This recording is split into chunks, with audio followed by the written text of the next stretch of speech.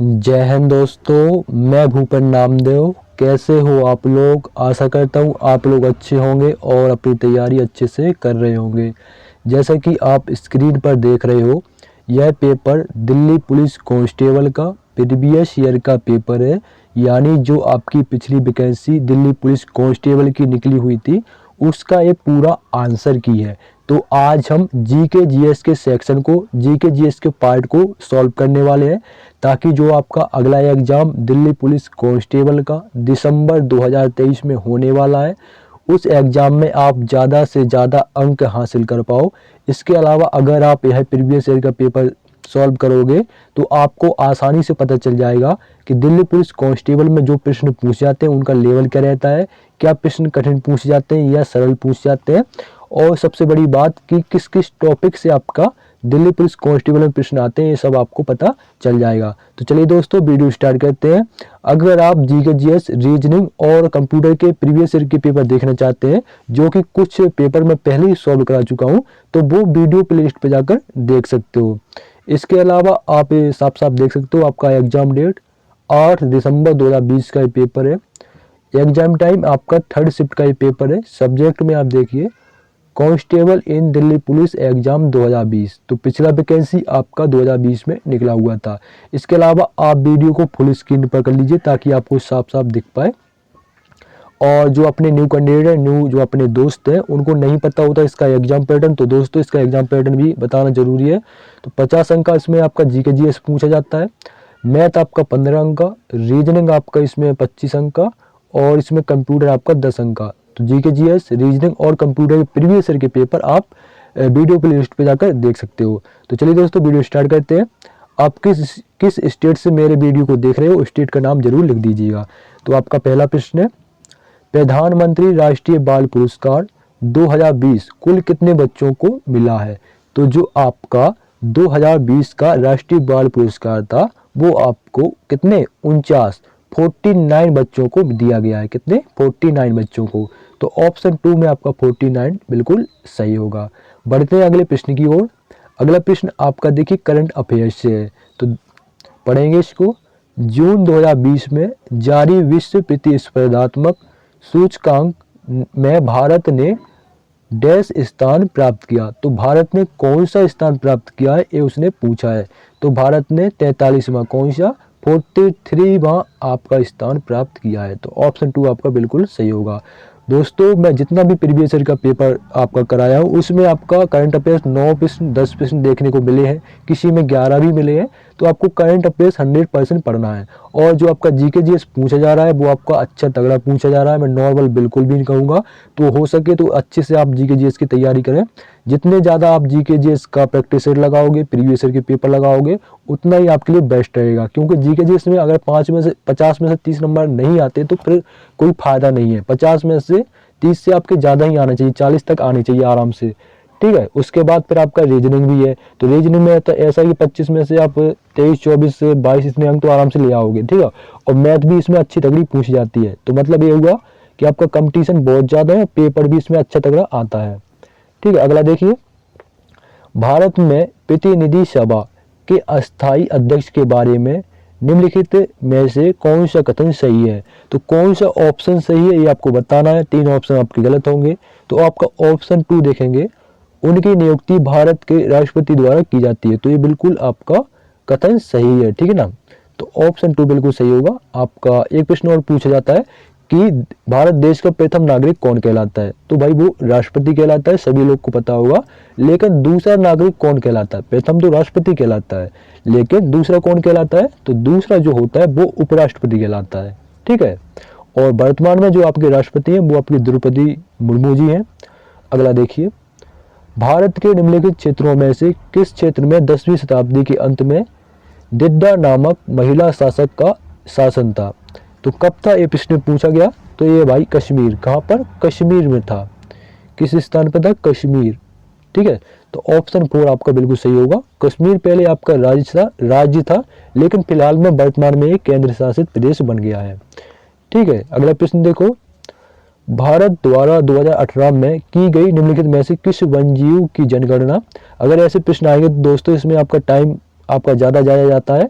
ठीक है, अगर बने तो ही करना, नहीं इसको ऐसे प्रश्नों को पढ़ने में भी टाइम लगता है। ठीक है, और आपका करंट अफेयर्स का प्रश्न है, वन्यजीव की गणना भारत द्वारा 2018 में की गई निम्नलिखित में से किस वन्यजीव की जनगणना जो अब तक का सबसे बड़ा कैमरा ट्रैप वन्यजीव सर्वेक्षण है को जुलाई 2020 में Guinness book of world record में शामिल किया गया। तो किसकी आपकी जनगणना थी, ठीक है, किसका वो सर्वेक्षण था ये पूछा गया, तो वो बाघ का, किसका, बाघ जानवर का आपका सर्वेक्षण था। तो ऑप्शन 3 आपका बिल्कुल सही होगा। ठीक है, इसके अलावा भारत का जो राष्ट्रीय पशु है वो आपका बाघ ही है। ठीक है, तो ऑप्शन 3 आपका बिल्कुल सही होगा।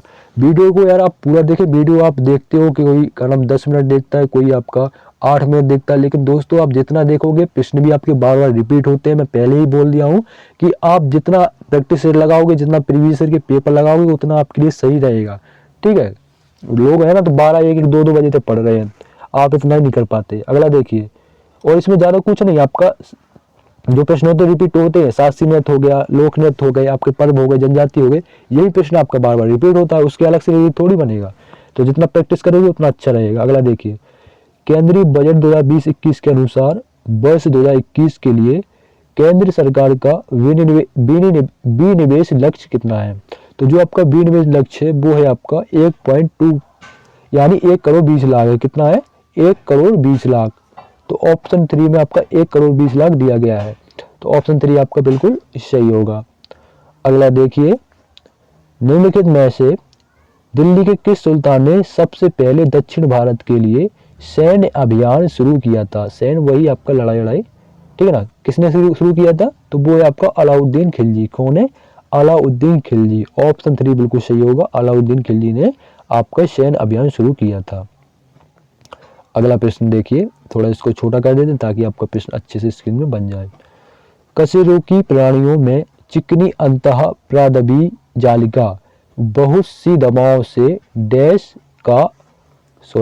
का निवेशीकरण करने में महत्वपूर्ण भूमिका निभाती है। तो किसका निवेशीकरण करने में, यकृत का निवेशीकरण करने में। ठीक है, यकृत का निवेशीकरण करने में। तो ऑप्शन 4 आपका यकृत सही होगा। ठीक है, तो आप खुद देख लीजिए आपके जो प्रश्न है वो आपको कहाँ से पूछे जा रहे हैं। ऐसे प्रश्न आएंगे तो कौन याद कर पाएगा।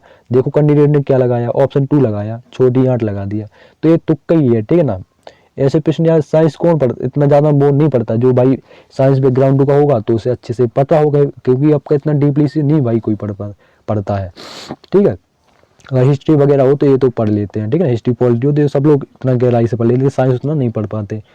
अगला देखिए, भारत में ब्रिटिश शासन के दौरान प्रांतीय स्वायत्तता की शुरुआत निम्नलिखित में से किस अधिनियम द्वारा हुई थी।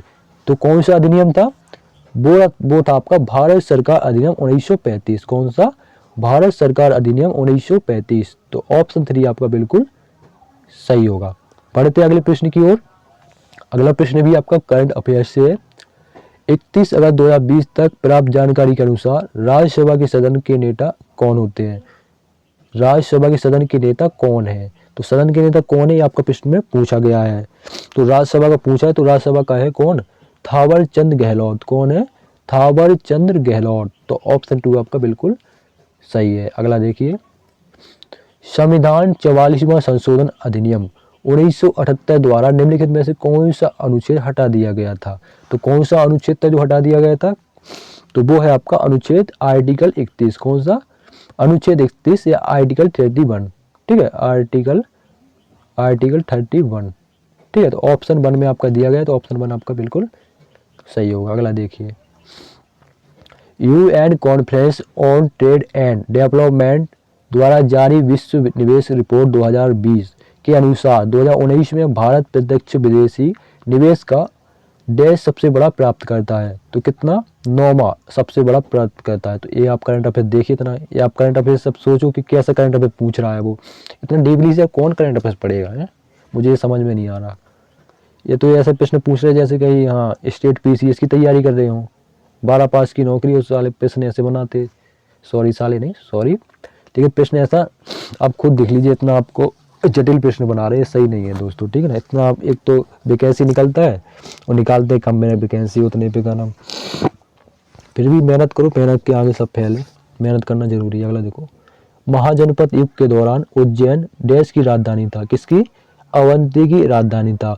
और जो आपका उज्जैन है, उज्जैन का जो पुराना नाम है वो आपका अवंती ही है, ठीक है, ध्यान रखना, ये प्रश्न भी पूछा जाता है। इसके अलावा उज्जैन किस नदी के किनारे आपका स्थित है, तो उज्जैन आपका क्षिप्रा नदी, कौन सी, क्षिप्रा नदी के किनारे आपका स्थित है, ठीक है। तो आपको तैयारी बिल्कुल दम से करनी है, जोर लगा देना है, क्योंकि वैकेंसी बार बार नहीं आती है, अभी चुनाव का टाइम है तो आएंगे, नहीं तो फिर कोई चांस नहीं। अगला देखो, 7वीं शताब्दी के दौरान राज व्यवस्था के संदर्भ में सामंत शब्द का अर्थ डैश होता था। तो जो आपका सामंत होता था वो क्या कहलाता था, वो कहलाता अधीनस्थ शासक, क्या कहलाता था, अधीनस्थ शासक। तो ऑप्शन 2 बिल्कुल सही होगा। अगला देखिए, गुप्त शासक समुद्रगुप्त को अपने सिक्कों पर निम्नलिखित में से कौन सा वाद्य यंत्र बजाते हुए दिखाया गया है। तो कौन सा वाद्य यंत्र बजाते हैं, कौन, गुप्त शासक समुद्रगुप्त, तो वो भाई वीणा बजाते हैं, ठीक है, वीणा बजाते हैं। वीणा वादनी कौन सी माता है, सरस्वती, ये प्रश्न भी पूछा जाता है, ठीक है। और अगला प्रश्न देखिए, अगला प्रश्न आपका ये पुस्तक से भी आपके 1-2 प्रश्न देखने को मिलेंगे। एक तो 100%, ठीक है ना, 100% मतलब 100% आपको देखने को मिलेगा। देखो तो प्रश्न क्या कह रहा है, how to avoid a climate disaster, the solution we have and breakthroughs we need नाम की पुस्तक के लेखक कौन है, कौन है भैया, ये है आपके बिल गेट्स, कौन है, बिल गेट्स हैं। अब सभी लोग जानते हो बिल गेट्स के बारे में, कुछ बताने वाला बात नहीं है। अगला देखो, निम्नलिखित में से कौन सा राज्य प्राकृतिक रबर का प्रमुख उत्पादक है, तो कौन सा राज्य है, वो है आपका केरल, कौन सा है, केरल। एक प्रश्न और पूछा जाता है, जो आपका बॉक्साइट है वो किस राज्य में सबसे अधिक होता है, तो भैया वो उड़ीसा में होता है, ठीक है। जो आपका प्राकृतिक रबर है वो आपका केरल में होता है। अगला देखिए, निम्नलिखित में से किस नदी प्रणाली में इसके घटकों में से एक के रूप में लोहित नामक नदी है, तो कौन सा है, वो है आपका ब्रह्मपुत्र, कौन सा, ब्रह्मपुत्र में ही आपका लोहित नदी है, ठीक है। ब्रह्मपुत्र नदी कहाँ पे है आपका, अगर पूछा जाए प्रश्न में कि आपका ब्रह्मपुत्र नदी के किनारे जो आपका शहर बसा है उसका नाम बताइए नगर का, तो वो आपका गुवाहाटी, ठीक है ना, गुवाहाटी, जो कि आपका असम में है। यहाँ पर आपका कामाख्या देवी का मंदिर भी है।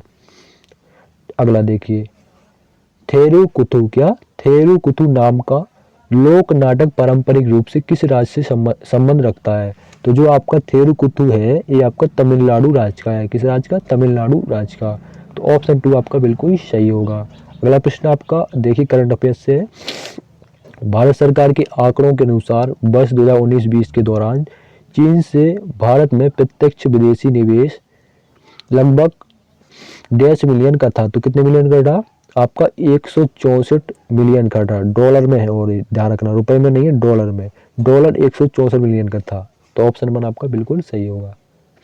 अगला प्रश्न, जब कोई पिंड दूसरे पिंड की तरह सतह पर लुढ़कता है तो इसकी गति के प्रतिरोध को डैश कहा जाता है, डैश के नाम से जाना जाता है, तो किसके नाम से जाना जाता है, तो इसको लुढ़कन या रोलिंग घर्षण के नाम से जाना जाता है, लुढ़कन या रोलिंग घर्षण। तो जो आपका लुढ़कना होता है वो रोलिंग ही कहलाता है। अगला देखो, पचपदरा झील, क्या, पचपदरा झील निम्नलिखित में से किस राज्य में स्थित है, तो जो आपकी पचपदरा झील है ये आपका राजस्थान, कहाँ पर, राजस्थान में स्थित है। तो ऑप्शन 4 आपका बिल्कुल सही है। अगला देखिए, जब क्षारीय प्रकृति के एक रसायन को हल्दी के लेप में मिलाया जाता है तो इसका रंग डैश हो जाता है, तो कैसा हो जाता है, इसका रंग लाल हो जाता है।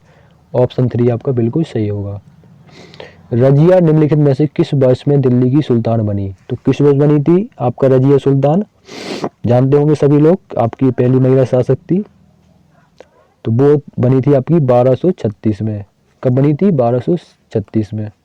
अगला प्रश्न, निम्नलिखित में से कौन सा द्विपक्षीय सममित त्रिकोण की समुद्री जीवों का उदाहरण है जिनमें जीवन के किसी न किसी चरण में पृष्ठ रज्जु पाई जाती है, तो कौन सा है, हर्डमेनिया है, कौन सा, हर्डमेनिया। तो ऑप्शन 3 आपका बिल्कुल सही होगा। तो यह प्रश्न देखो आपके कितने टफ पूछे जा रहे हैं, कट ऑफ भी ऐसी नहीं गई थी, कट ऑफ आपकी 60 गई थी, मतलब प्रश्न इतना कठिन बनाया कि कट ऑफ भी 60 गई थी, जनरल की 60 में 61 गई थी, और आपका फाइनल कट ऑफ पे 72 गई थी। अगला देखो, केंद्रीय बजट 2020 के अनुसार निम्नलिखित में से कौन सा विषय एस्पिरेशनल इंडिया का घटक नहीं था, कौन सा नहीं था, शहरी कायाकल्प नहीं था, कौन सा, शहरी कायाकल्प। ऑप्शन 4 बिल्कुल सही। अगला देखो, भारत के संविधान की 7वीं अनुसूची में संघ सूची में भारतीय संविधान की 7वीं अनुसूची में संघ सूची में निम्नलिखित में से कौन सा विषय सूचीबद्ध नहीं है? कौन सा नहीं है? वो है आपका सार्वजनिक स्वास्थ्य और स्वच्छता। क्या? सार्वजनिक स्वास्थ्य और स्वच्छता। अगला देखिए, दिल्ली के सुल्तान इल्तुतमिश के समकालीन फक्र ए मुदाबिर किस रूप में प्रसिद्ध थे? तो किस रूप में प्रसिद्ध थे ये दोस्तों? इतिहासकार के रूप में। किसके रूप में? इतिहासकार। ऑप्शन 4 बिल्कुल सही होगा। अगला देखो, अब्दुल हमीद लाहौरी की कृति बादशाह नामा उनके संरक्षक डैश का आधिकारिक इतिहास है। किसका? शाहजहां का। किसका? शाहजहां का आधिकारिक इतिहास है। तो ऑप्शन 2 बिल्कुल सही होगा। अगला देखिए, निम्नलिखित में से कौन अक्टूबर 2020 में HDFC बैंक के प्रबंध निदेशक का पद त्याग दिया? किसने त्यागा है? वो है आपका आदित्य पुरी। कौन सा है? आदित्य पुरी। एक प्रश्न और पूछा जाता है, HDFC बैंक का मुख्यालय कहाँ पर है? तो वो कहाँ पर है? मुंबई में है, ध्यान रखना। अगला देखो, अगला प्रश्न पॉलिटी से है। भारत के संविधान के भाग IBA यानी भाग 4A में उल्लेखित निर्देशों के अनुसार निम्नलिखित में से कौन सा निर्देश भारत के नागरिकों का मूल कर्तव्य नहीं है? तो कौन सा नहीं है? वो है आपका ऑप्शन 3 नियत तिथि तक करों का भुगतान करना। नियत तिथि तक करों का भुगतान करना। ऑप्शन 3 बिल्कुल सही होगा। अगला देखिए, केंद्रीय बजट 2020-21 में खराब होने वाली वस्तुओं के निर्बाध राष्ट्रीय शीत आपूर्ति श्रृंखला के विकास के लिए निम्नलिखित में से कौन सी 2 योजनाओं की घोषणा की गई थी? तो कौन सी 2 योजनाएं थी? वो है आपका किसान रेल और कृषि उड़ान। कौन सा? किसान रेल और कृषि उड़ान आपकी 2 योजनाएं चलाई गई थी, घोषणा की थी। ठीक है। अगला देखिए, बंकिम घम। क्या? बंकिम घम नहर निम्नलिखित में से किन 2 राज्यों में फैली हुई है? तो आपकी ये जो नहर है ये आपका तमिलनाडु और आंध्र प्रदेश में फैली हुई है।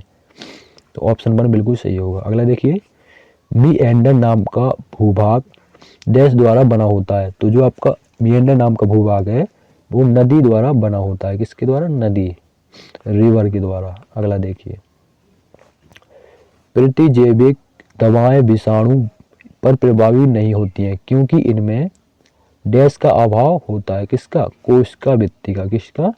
कोशिका भित्ति का। तो ऑप्शन 3 बिल्कुल सही होगा। अगला देखिए, अशोक स्तंभों के बारे में निम्नलिखित में से कौन सा कथन सत्य नहीं है? तो कौन सा कथन सत्य नहीं है आपको बताना है। तो ऑप्शन 2 देखेंगे, अशोक को अपने पिता बिंदुसार से ऐसे स्तंभों के निर्माण की प्रेरणा मिली थी। तो ये बिल्कुल आपका सत्य नहीं है। ठीक है। अगला देखिए, मूसी नदी निम्नलिखित में से किस नदी की सहायक नदियों में से एक है? तो जो आपकी मूसी नदी है वो आपका कृष्णा नदी की सहायक नदी है। किसकी? कृष्णा नदी की। तो ऑप्शन 3 आपका बिल्कुल सही होगा। अगला देखो, फिल्म हेलारो। क्या? फिल्म हेलारो जिसे 66वें राष्ट्रीय फिल्म पुरस्कार में सर्वश्रेष्ठ फीचर फिल्म का पुरस्कार मिला है, डैश भाषा में बनी एक फिल्म है। किस भाषा में बनी है? गुजराती भाषा में। तो ऑप्शन 1 आपका बिल्कुल सही होगा। अगला देखिए, वैश्विक रियल एस्टेट पारदर्शिता सूचकांक 2022 में भारत ने कौन सा स्थान प्राप्त किया? कौन सा स्थान? 34वां स्थान प्राप्त किया। तो ऑप्शन 1 आपका बिल्कुल सही होगा। अगला देखिए, आर्थिक सर्वेक्षण 2020 के अनुसार पिछले 5 वर्षों के दौरान भारत में पशुधन क्षेत्र में डैश की चक्रवृद्धि वार्षिक ब्याज दर से बढ़ोतरी हो रही है। तो कितने से? 7.9% से आपकी वृद्धि हो रही है। तो ऑप्शन 3 आपका बिल्कुल सही होगा। अगला देखिए, प्राचीन भारतीय संस्कृति के संदर्भ में पंचायतन का अर्थ क्या है? क्या है पंचायतन का अर्थ? इसका अर्थ होता है मंदिर वास्तुकला की एक शैली। मंदिर वास्तुकला की एक शैली। अगला देखिए, वैज्ञानिक परकिंजे द्वारा निम्नलिखित में से किस शब्दावली का सृजन किया गया था? तो कौन सी शब्दावली थी? वो थी आपका ज्यूद्रो या प्रोटोप्लाज्म। तो ऑप्शन 4 आपका बिल्कुल सही होगा। अगला देखिए, अभिनव बिंद्रा ने निम्नलिखित में से किस ओलंपिक में भारत के लिए स्वर्ण पदक जीता था? तो कौन सा ओलंपिक था? वो था आपका बीजिंग 2008 का ओलंपिक। बीजिंग 2008 का ओलंपिक जो कि आपका बीजिंग में हुआ था। अगला देखिए, निम्नलिखित हड़प्पा शब्द स्थलों में से कौन सा स्थल सीढ़ीदार देगांव के साथ एक बड़े खुले मैदान जिसे स्टेडियम के रूप में पहचाना गया की उपस्थिति के प्रमाण दर्शाता है। कहाँ पर? धौलावीरा में। कौन से स्थान है? धौलावीरा। तो ऑप्शन 3 बिल्कुल सही होगा। अगला देखिए, वर्ष 2004 से निम्नलिखित में से कौन सा राज्य अंतर्राष्ट्रीय फिल्म महोत्सव का स्थायी मेजबान रहा है? तो कौन सा राज्य है? वो है आपका गोवा। ठीक है, जनसंख्या की दृष्टि से क्षेत्रफल की दृष्टि से सबसे छोटा राज्य कौन सा है? गोवा। ये ध्यान रखना। तो ऑप्शन 1 आपका बिल्कुल सही होगा। समक्का सारक्का जठारा। समक्का सारक्का जठारा नाम का आदिवासी त्योहार पारंपरिक रूप से निम्नलिखित में से किस राज्य के साथ जुड़ा हुआ है? तो किस राज्य का है? ये आपका तेलंगाना राज्य का है। किस राज्य का है? तेलंगाना राज्य का है। ठीक है, तो आपका स्क्रीनशॉट लेना जरूरी है क्योंकि प्रश्न ऐसे पूछे जाते हैं। अगला देखिए, क्रिकेटर रोस्टन चेज निम्नलिखित में से किस देश के लिए खेलते हैं? तो जो आपके रोस्टन चेज हैं आपके वेस्ट इंडीज के साथ खेलते हैं। किसके साथ? West Indies. तो ऑप्शन 2 बिल्कुल सही होगा। अगला प्रश्न, क्रिकेटर स्टुअर्ट ब्रॉड देश की क्रिकेट टीम के खिलाड़ी हैं। तो जो आपके स्टुअर्ट ब्रॉड हैं ये आपके इंग्लैंड के इंग्लैंड के खिलाड़ी हैं। तो ऑप्शन 4 बिल्कुल सही होगा। अगला देखिए, निम्नलिखित में से किस खिलाड़ी ने कभी भी ओलंपिक पदक नहीं जीता है? तो कौन सा खिलाड़ी है? वो आपका सानिया मिर्जा। कौन सा है? सानिया मिर्जा। ठीक है ना, पहले भारत की निवासी थी, अब पाकिस्तान की है। ठीक है, भारत की निवासी थी, पाकिस्तान का कोई इसको पसंद आ गया तो शादी कर ली, तो आप वहीं पर है। अगला देखिए, मगध के निम्नलिखित शासकों में से किसके बारे में कहा जाता है कि ये जो है ना, इसने सानिया मिर्जा ने पाकिस्तान की वो नागरिकता नहीं ली है। ठीक है ना, इसका जो पति है वो पाकिस्तान का है तो वहीं रहती है। नागरिकता अगर उसको पाकिस्तान की मिल जाएगी तो फिर यहाँ अपने इंडिया की उसकी नागरिकता चली जाएगी, इसलिए वो नहीं लेती है। पर जो भी मैटर हो अपना जाने। मगध के निम्नलिखित शासकों में से किसके बारे में कहा जाता है कि उन्होंने वज्जी को हराने के लिए बुद्ध की सलाह लेने के लिए बसकार नाम के अपने मंत्री को भेजा था? तो किसने? वो है आपका अजात शत्रु ने। ऑप्शन 1 अजात शत्रु। ठीक है, तो ये थे आपके दिल्ली पुलिस कांस्टेबल में पूछे गए जीके जीएस के प्रश्न। आपको वीडियो कैसा लगा कमेंट बॉक्स में जरूर बताएं। मिलते हैं किसी नेक्स्ट वीडियो में, तब तक के लिए जय हिंद जय भारत।